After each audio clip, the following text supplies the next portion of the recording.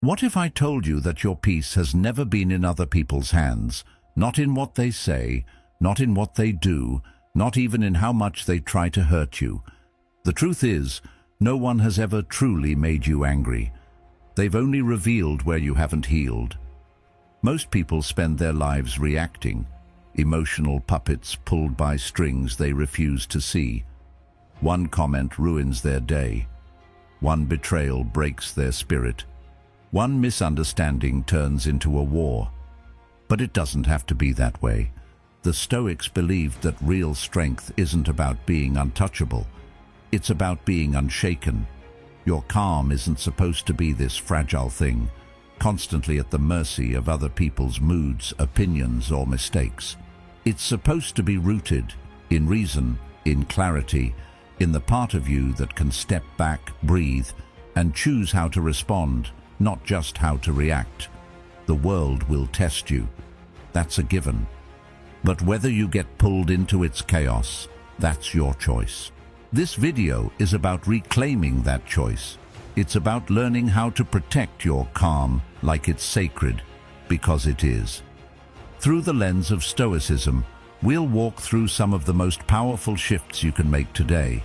Not abstract philosophy, but real, grounded steps you can take to stop being at war with everything and start leading from within. And if these conversations speak to something real in you, something grounded in truth, philosophy, and inner growth, consider subscribing. It's a small gesture, but it helps us reach more minds like yours. And it quietly signals that you're walking this path with intention. 1. Anger isn't what you think it is. Let's talk about anger, not the kind that erupts in fire and fury, but the quieter kind, the kind that simmers when someone lets you down or crosses a line you thought was obvious. The kind that sits in your chest and whispers, "How could they?" We often think our anger is about them, the person who was rude, disrespectful, careless. But here's the twist. More often than not, it's not about them at all. It's about the story you were telling yourself, the silent expectation you had that the other person didn't even know they were supposed to meet. See, anger shows up when reality doesn't match the mental script you were holding. You expected someone to be more thoughtful. You expected loyalty or gratitude or a simple thank you. And when you didn't get it, your mind screams, "This isn't how it's supposed to go." But who said how it's supposed to go? Did the other person agree to your terms? Did they even know what your terms were?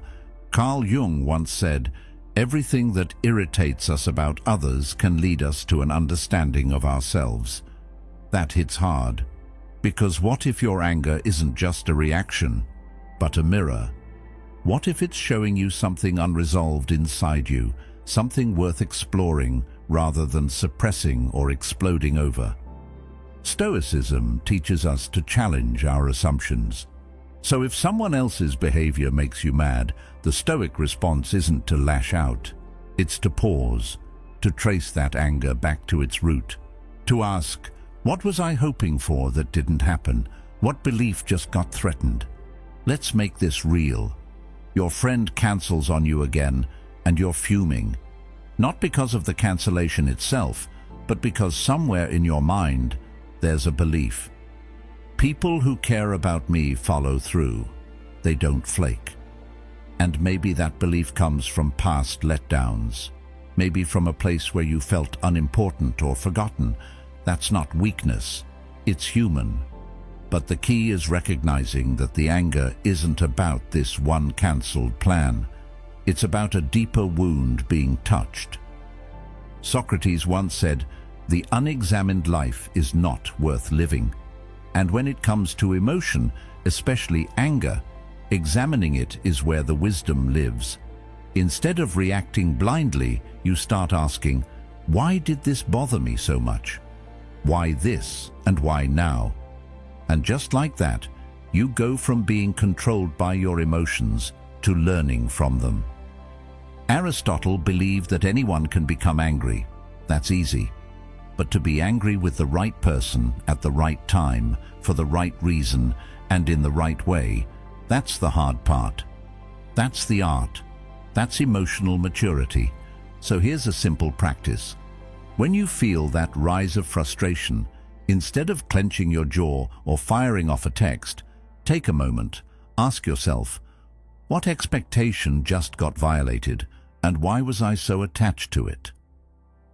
You'll be surprised how often that single question can dissolve the intensity. Anger isn't your enemy, it's your compass, but only if you're willing to read it right. 2. Silence is a power move. Sometimes the most powerful thing you can say is nothing at all. That might sound counterintuitive in a world that celebrates the loudest voice, the sharpest comeback, the most viral clapback.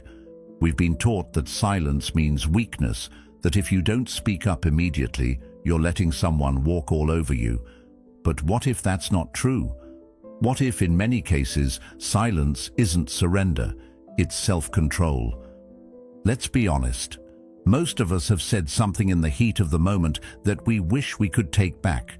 A sentence we fired off without thinking, a text we sent in anger, a comment that burned a bridge. But how often do we truly regret pausing? Rarely. Silence almost never haunts you. But angry words? They echo. The Stoics were big on this. Seneca, one of the most quoted Stoic philosophers, said, "Anger, if not restrained, is frequently more hurtful to us than the injury that provokes it." And he was right.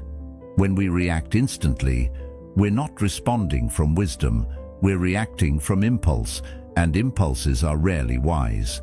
Think of silence not as passivity, but as power under control. That moment when someone disrespects you, challenges you, throws shade, your immediate instinct might be to fight back. But if you can resist that urge and pause instead, something incredible happens. You start to see the situation clearly. You separate your ego from your values. You give yourself time to choose your response instead of becoming a slave to your emotions. When someone gets under your skin, it's not always about them. Sometimes it's a sign that there's something inside you that needs attention. And silence, just a few seconds of it, gives you the space to notice that. Plato taught that a wise man speaks because he has something to say, a fool because he has to say something. Let that sink in. You don't always need to have the last word. In fact, when you choose not to engage in every little battle, you conserve your energy for things that truly matter. Silence becomes a filter. It lets nonsense pass while you remain steady. And no, this isn't about bottling things up or suppressing emotion. It's about choosing your timing, choosing your tone, choosing your moment. The pause between stimulus and response, that's where your power lives. So next time you feel the fire rising, pause. Count to 5. Let them talk. Let them dig their hole if they must. Your job isn't to correct every offense. Your job is to protect your peace. As Epictetus once put it, it's not what happens to you, but how you react to it that matters. And sometimes the strongest reaction is none at all. Silence isn't weakness, it's wisdom in motion. 3. Laugh at the ridiculous stuff. There's something strange that happens when you stop taking life so seriously. Not in the careless, avoid your problems kind of way, but in the grounded, I'm not letting this nonsense steal my peace kind of way. Life throws curveballs, daily, a rude driver, a passive-aggressive comment at work, a plan that gets derailed for the 3rd time this week.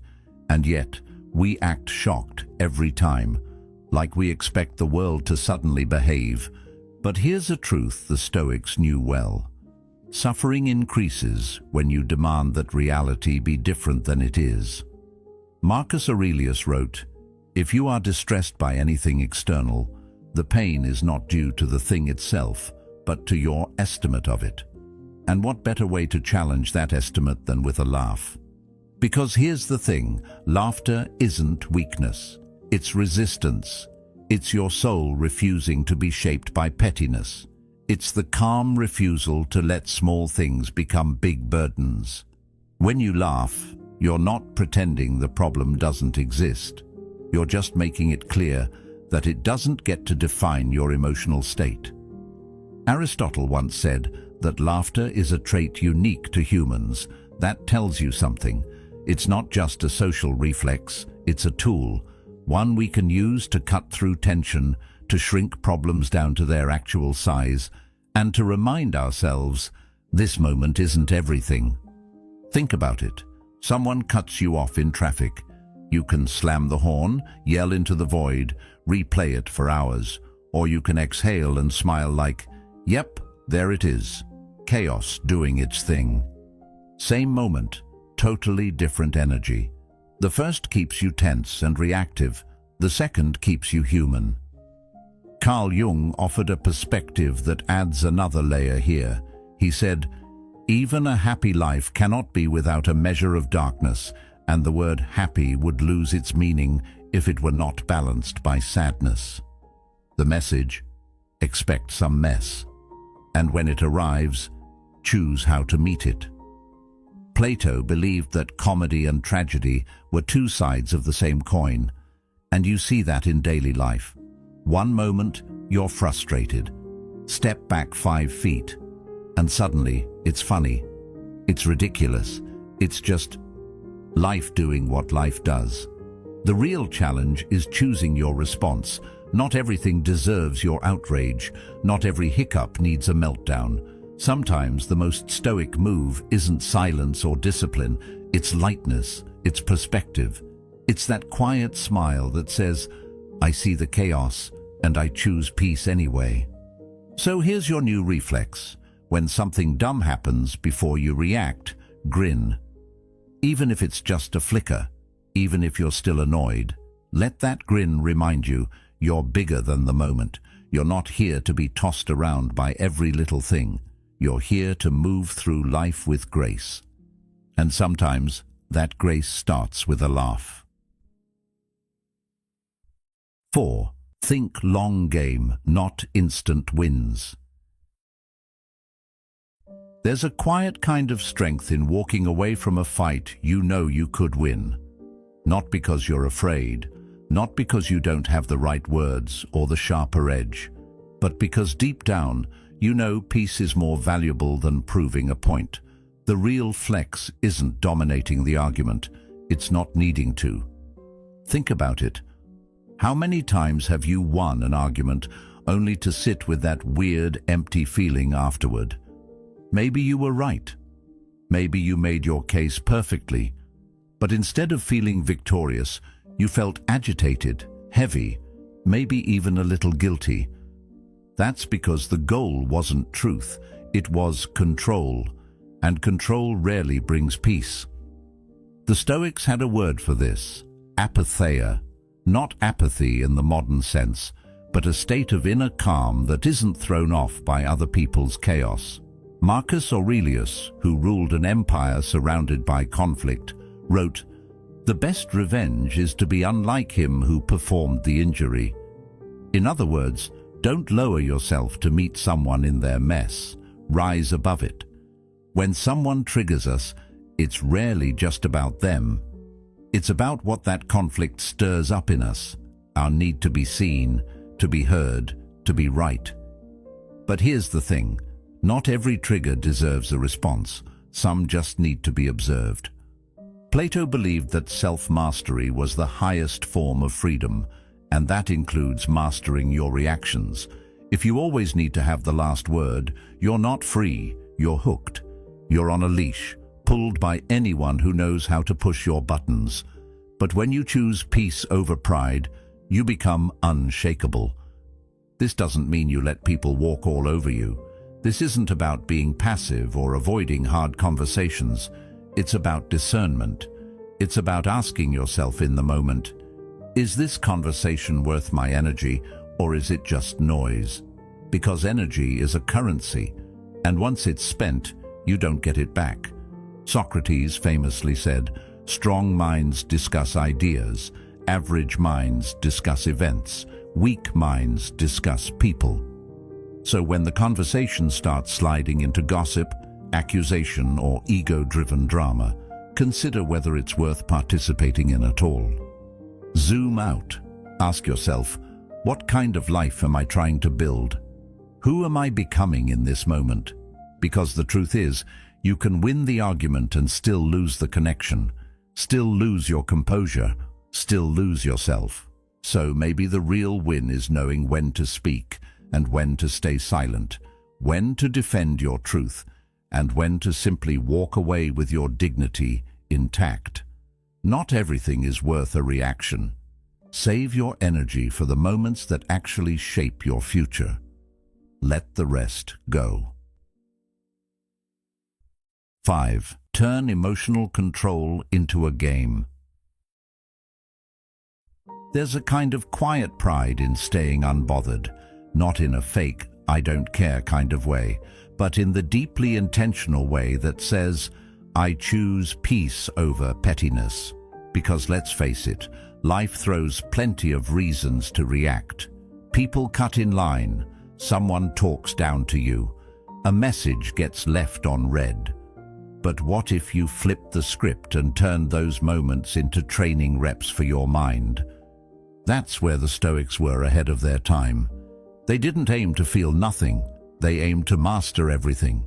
Marcus Aurelius, the philosopher emperor, once said, "You have power over your mind, not outside events. Realize this, and you will find strength." So if someone's attitude ruins your day, it's not really their fault. It's a sign your inner world needs work. Now here's a new way to approach it. Make calm a game. Seriously, start counting how many times today you could have reacted and didn't. That's your scoreboard. Someone cuts you off in traffic, you breathe, let it go. Boom, point on the board. Someone gives you a snarky comment. You smile and stay cool, another win. It turns emotional self-control from a chore into a challenge. And something weird happens when you gamify it. You start looking forward to opportunities to stay grounded. You begin to notice how much control you actually have. Aristotle once said, "What it lies in our power to do, it lies in our power not to do." That applies perfectly here. You can always speak, you can always fire back, but it's the moments when you don't, when you choose not to react, that build character. That's self-mastery. That's how mental strength is formed. Carl Jung added another layer when he said, "Until you make the unconscious conscious, it will direct your life and you will call it fate." Think about that. Every time you snap without thinking, you're being led by habits you haven't challenged. But when you pause, reflect, and respond with intention, you're rewiring your patterns. And let's be clear, this isn't about suppressing how you feel. That's not healthy or sustainable. It's about becoming so aware of your emotions that you know how to guide them instead of being guided by them. You're not pushing them down, you're lifting yourself above them. Plato taught that the first and best victory is to conquer yourself. That victory doesn't happen once. It happens dozens of times a day, in the comments you ignore, in the gossip you don't spread, in the thoughts you question before they become actions. So try it. Track your calm like a high score. Each moment you stay grounded is proof you're leveling up. It won't be perfect, but every time you choose not to react, you're proving to yourself that you're not here to be easily shaken. You're here to lead yourself, and that's the real game worth playing. 6. Accept life as it is, not as you want it. There's this exhausting thing we do, most of us without even realizing it. We build mental scripts for how other people should behave. We expect our friends to always show up. We expect our partner to never hurt us. We expect our boss to lead with fairness and reason.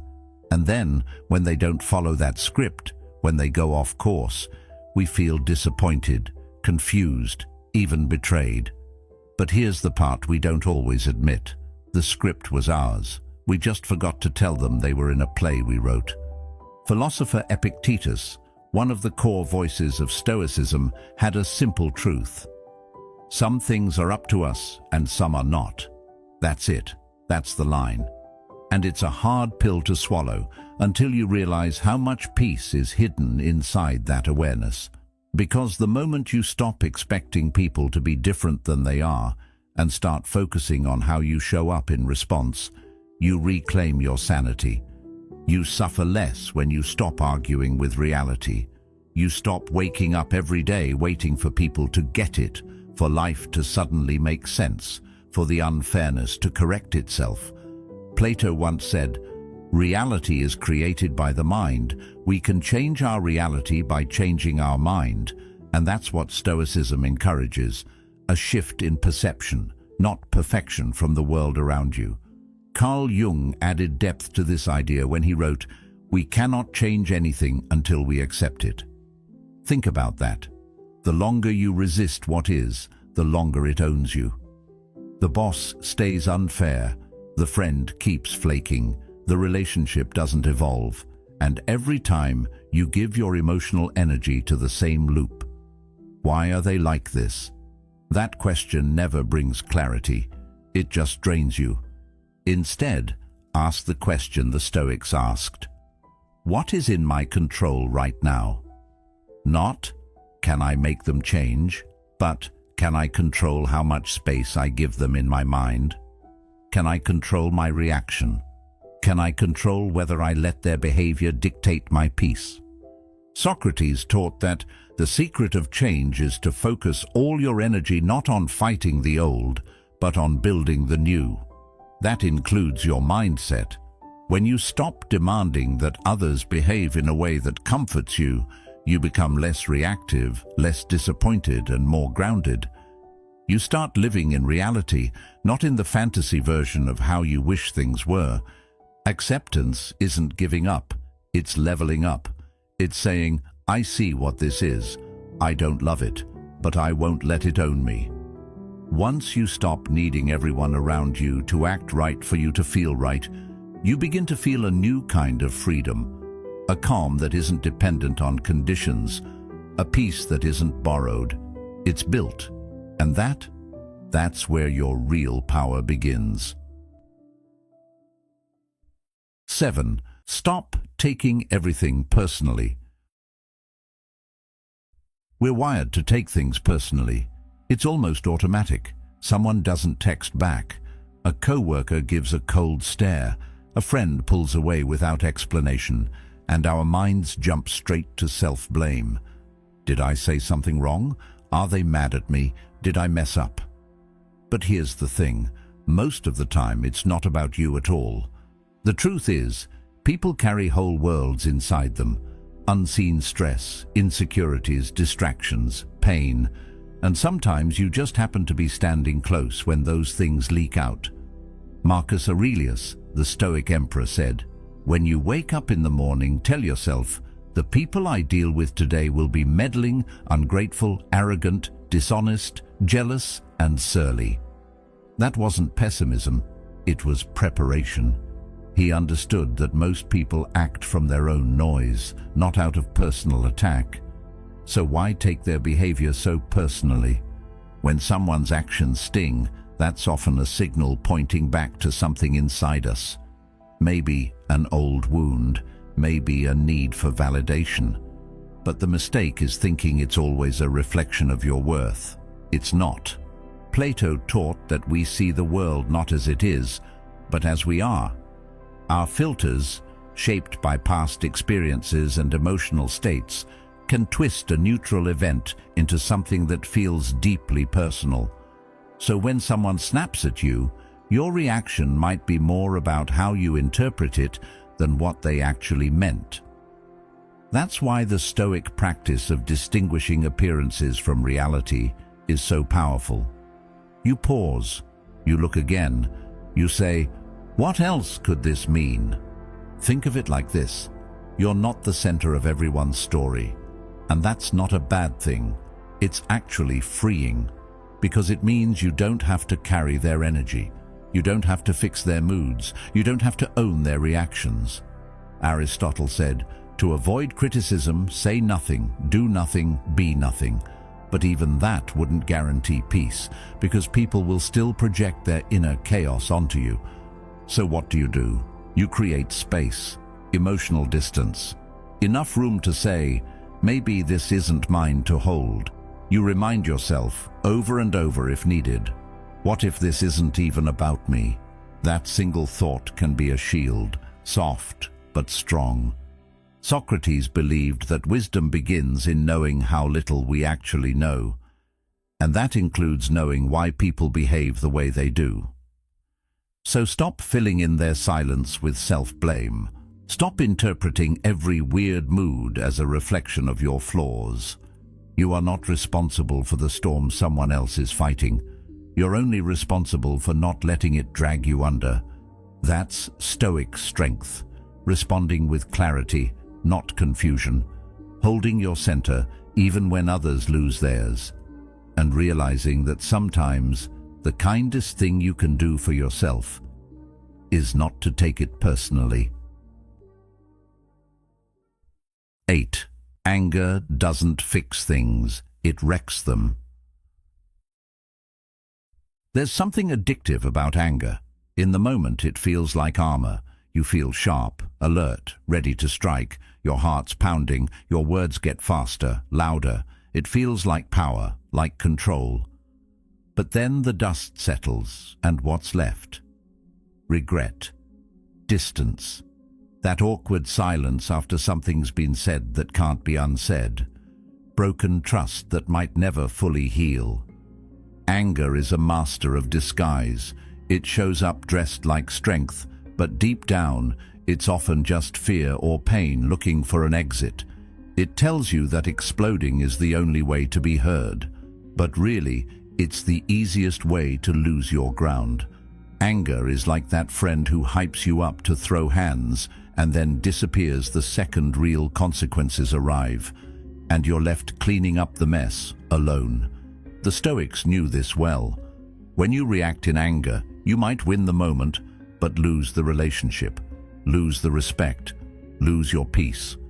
That discomfort, that urge to snap. It's often a flare from your own inner world, pointing to wounds or unmet needs.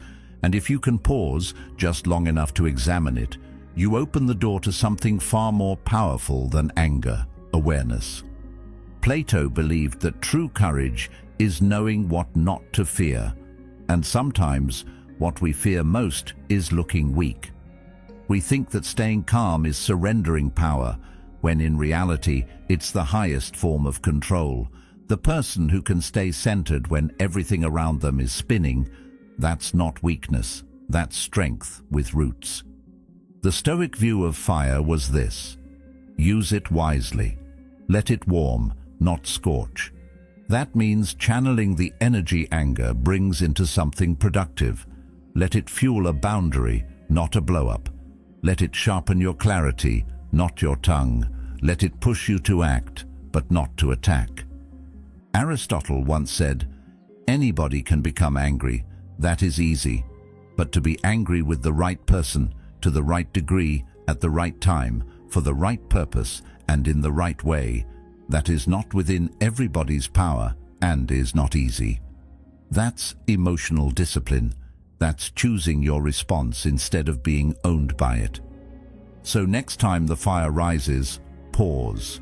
Not because you're scared to speak, but because you respect yourself enough not to burn everything down.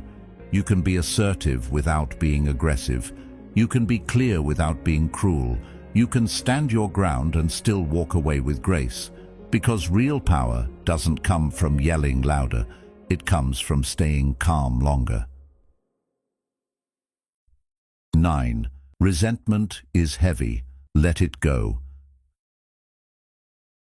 There's a quiet weight we carry when we hold on to pain, not the pain itself, that comes and goes, but the story we attach to it, the grudge, the resentment, the replaying of what someone said, what they did, what they never apologized for.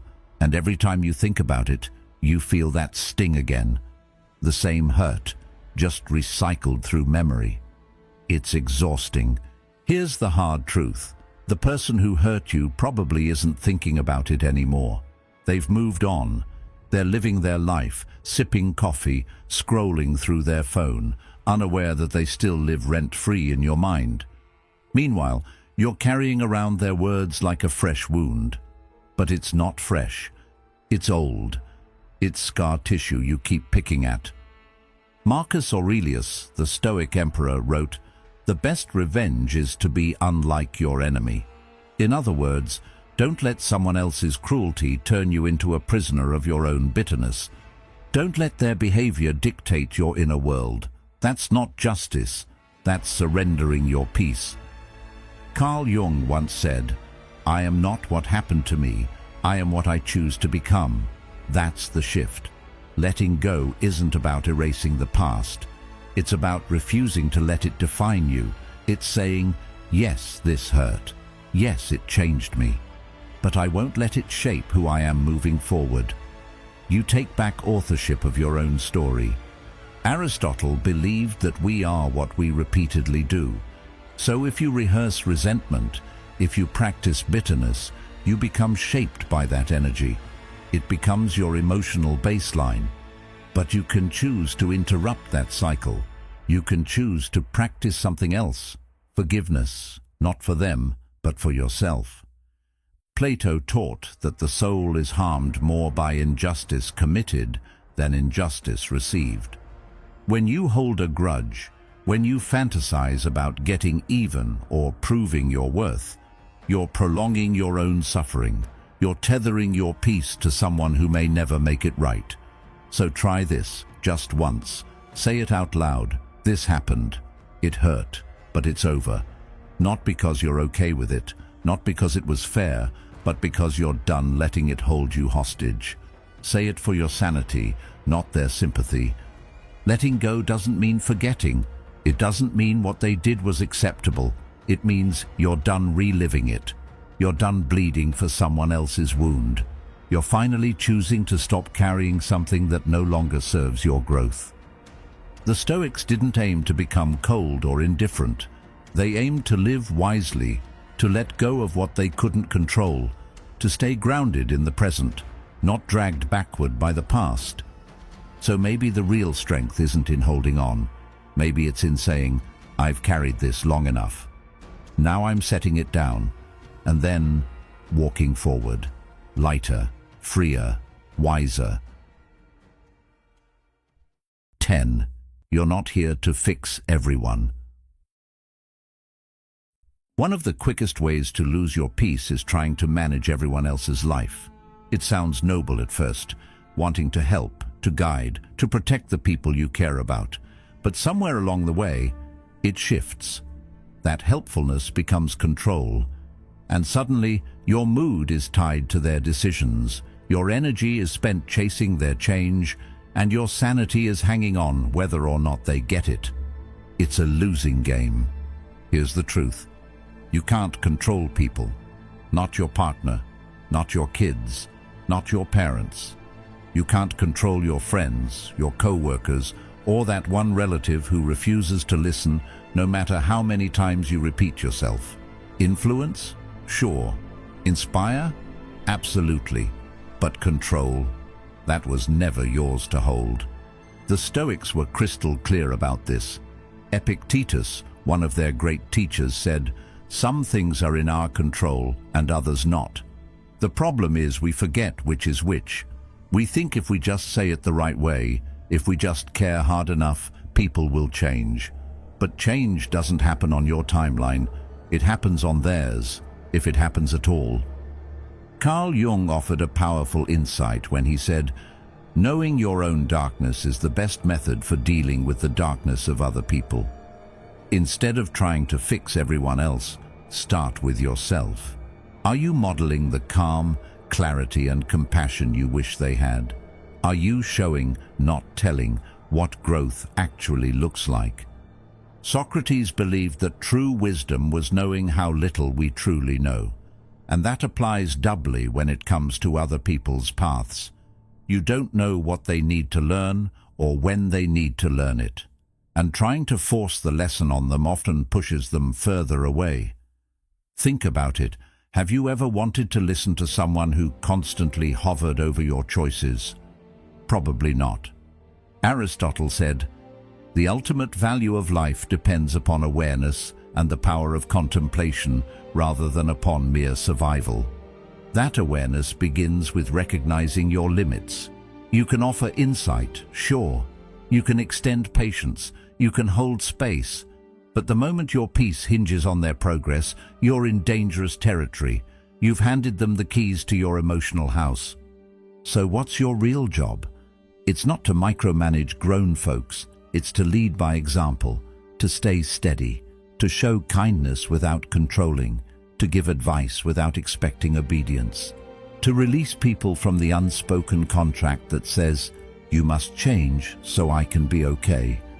Let them walk their path, even if it looks messy, even if you wouldn't take that route yourself. Because that freedom you give them, it also frees you. And in that space, you both get to grow, not through force, but through choice, through presence, through trust. That's real leadership. That's Stoic strength. And it's the path that actually brings peace, not just for them, but for you too. 11th, catch the story you're telling yourself. It's wild how quickly the mind fills in the blanks. Something small happens. Someone forgets to reply to a message, interrupts you mid-sentence, or gives you a weird look, and within seconds, your brain has built an entire story around it. A story where you're the one who's overlooked, disrespected, or never quite enough. And before you even realize what's happening, you're not just reacting to what happened. You're reacting to the story you told yourself about what happened. That's where the Stoics bring us back to center. Marcus Aurelius reminded himself often, "You don't have to turn this into something. It doesn't have to upset you."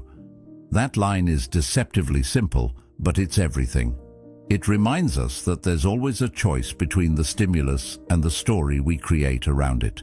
We can jump straight into assumptions, or we can pause and examine the narrative we're spinning. Carl Jung had a similar insight when he said, "Until you make the unconscious conscious, it will direct your life, and you will call it fate." In other words, unless you start questioning the stories you've absorbed, maybe from childhood, past relationships, or even societal messaging, you'll keep reacting the same way and blaming the outside world for it. Here's where the ACD method comes in: awareness, control, direction. First, awareness.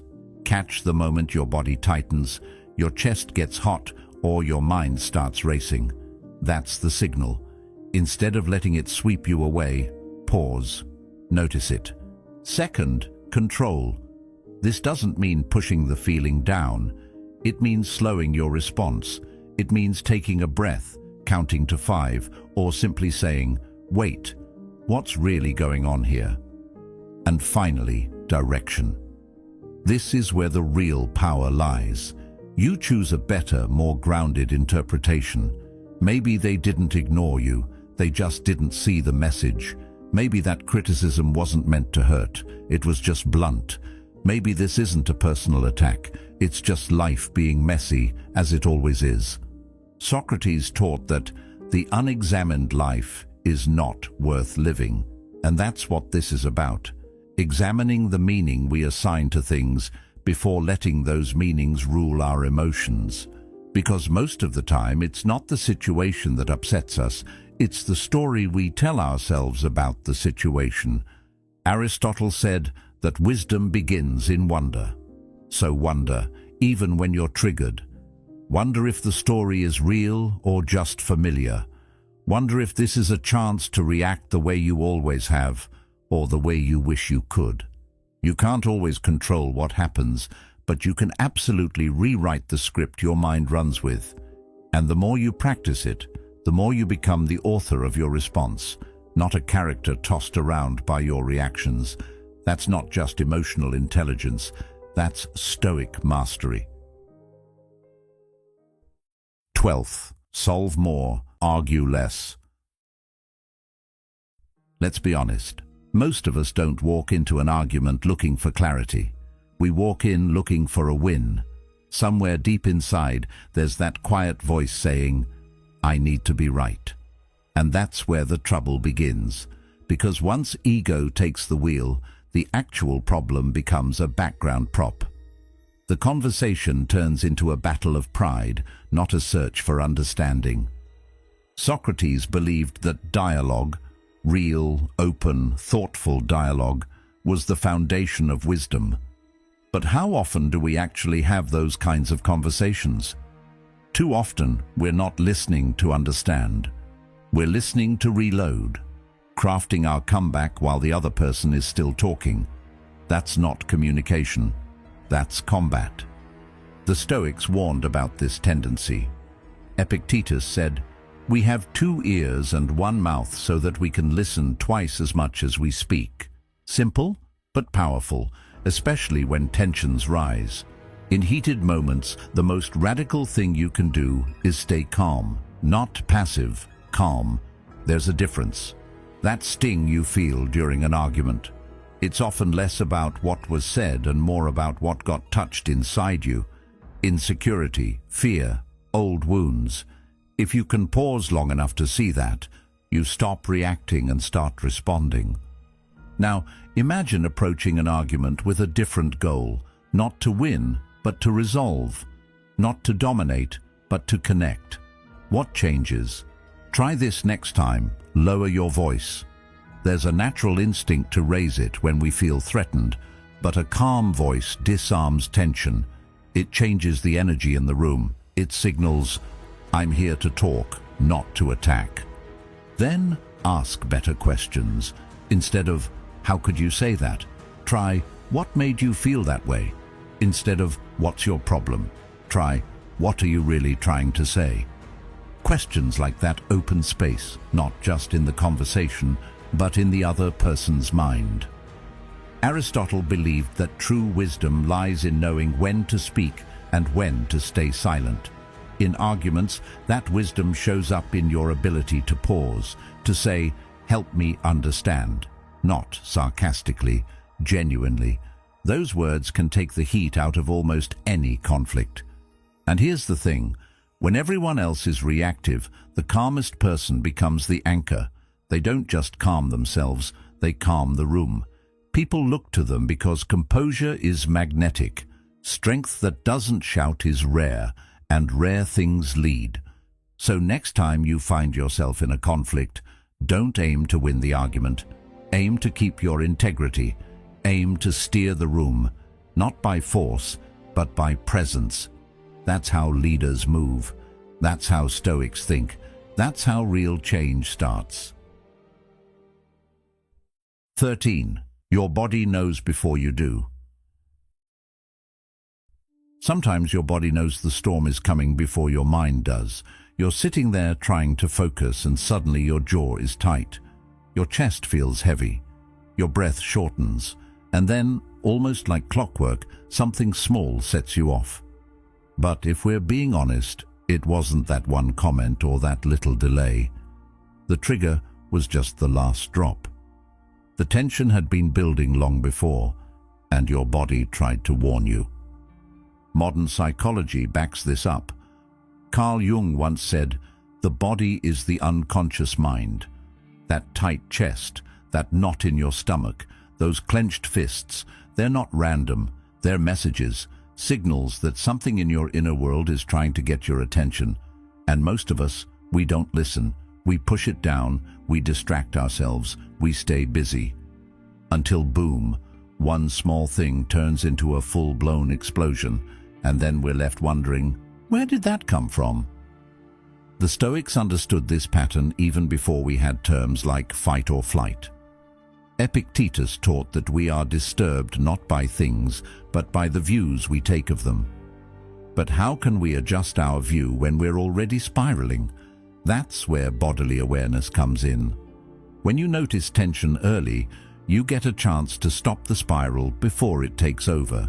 Socrates believed that The secret to change is to focus all of your energy not on fighting the old, but on building the new.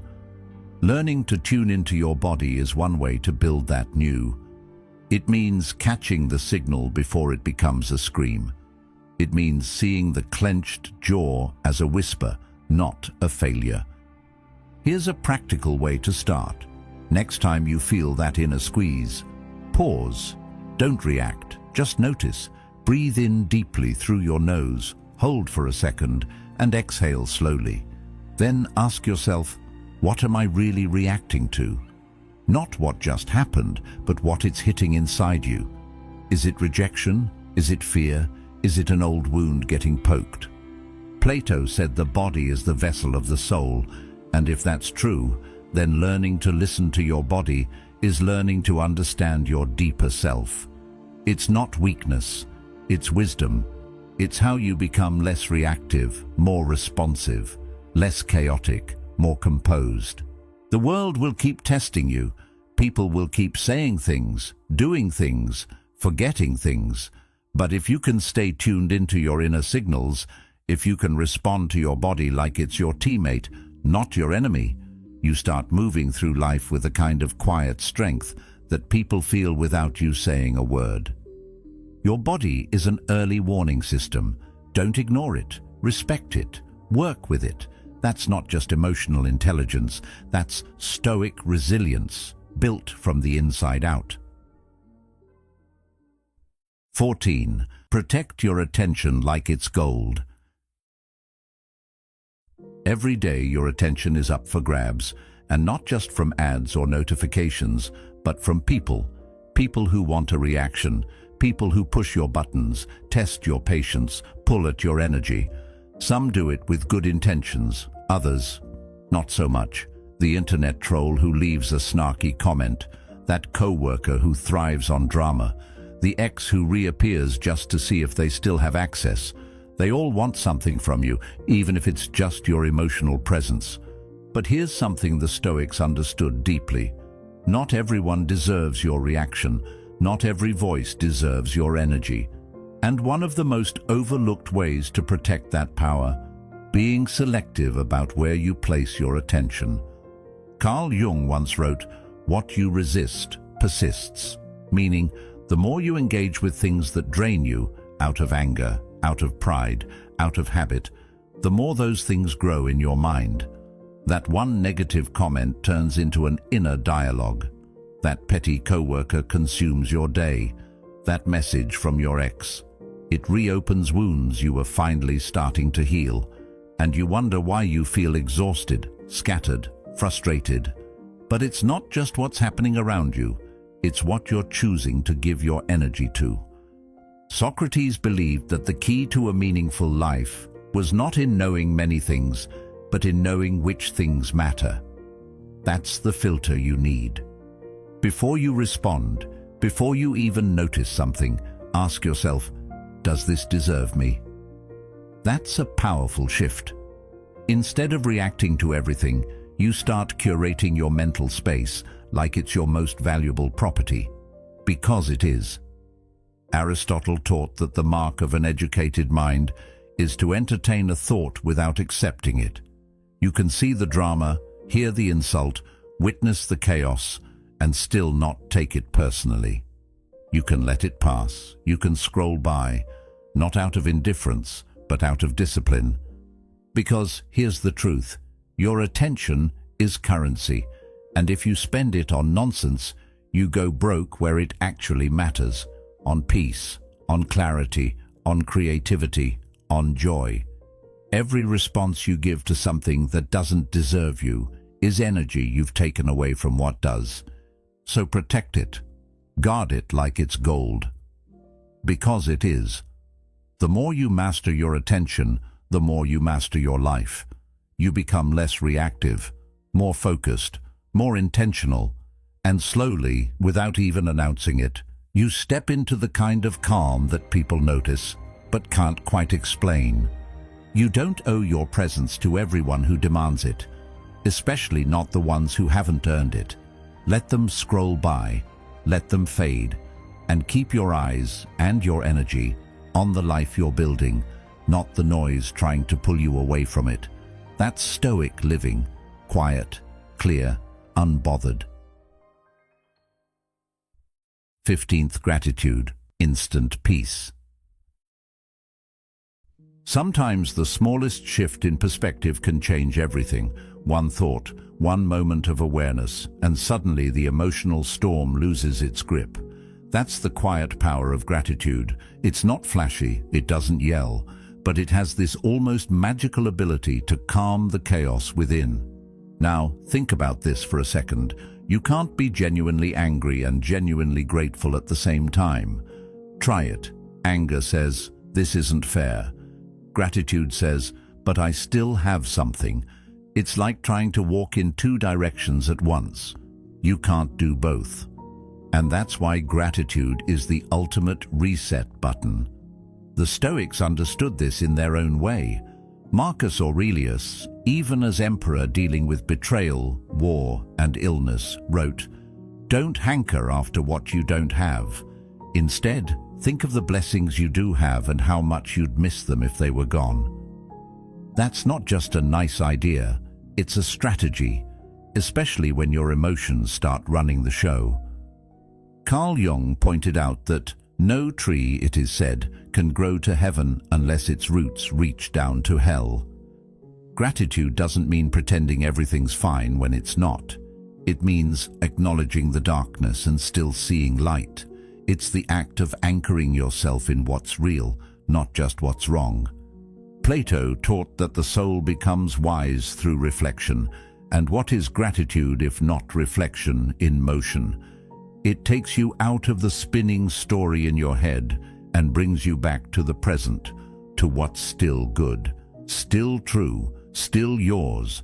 And when you do that, even in the middle of a mess, you give your nervous system a break. You soften, you breathe again. So here's a practical challenge. Next time you feel that heat in your chest, that tension in your jaw, that urge to lash out, pause and name 3 things you're grateful for, right there in the moment. Not big things, just real things. Maybe it's the roof over your head. Maybe it's the friend who checks in. Maybe it's the fact that you have the self-awareness to even pause.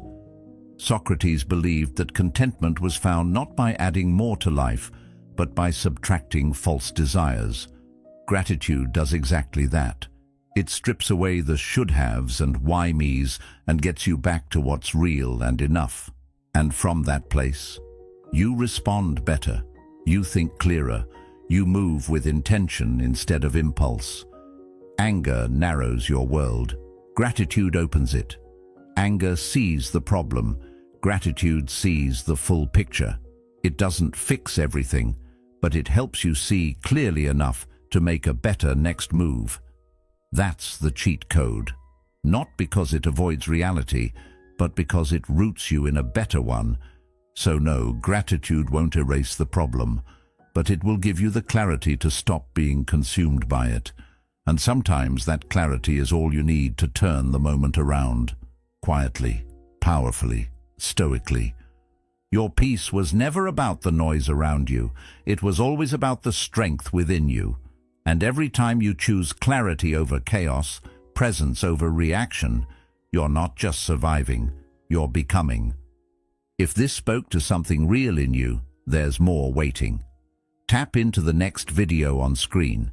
It was made with the same heart, the same depth, and the same mission to help you rise, not just react. Thank you for being a part of Stoic Journal. Your presence here means more than you know. Until next time, stay grounded, stay growing, and when the world pulls, return to your center.